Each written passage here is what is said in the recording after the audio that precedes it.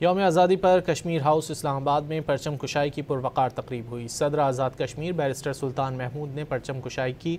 सदर आज़ाद कश्मीर बैरिस्टर सुल्तान महमूद ने केक भी काटा।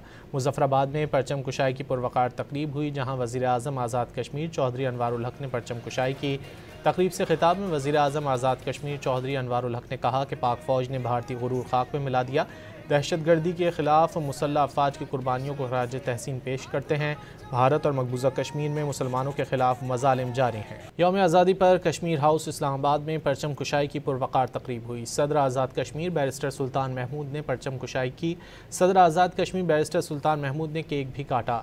मुजफ्फराबाद में परचम कुशाई की पुरवकार तकरीब हुई, जहाँ वज़ीर आज़म आज़ाद कश्मीर चौधरी अनवारुल हक ने परचम कुशाई की। तकरीब से खिताब में वज़ीर आज़म आज़ाद कश्मीर चौधरी अनवारुल हक ने कहा कि पाक फ़ौज ने भारतीय गुरूर खाक में मिला दिया। दहशतगर्दी के ख़िलाफ़ मुसल्लह अफ़वाज की कुर्बानियों को ख़राज तहसीन पेश करते हैं। भारत और मकबूजा कश्मीर में मुसलमानों के ख़िलाफ़ मज़ालिम जारी हैं।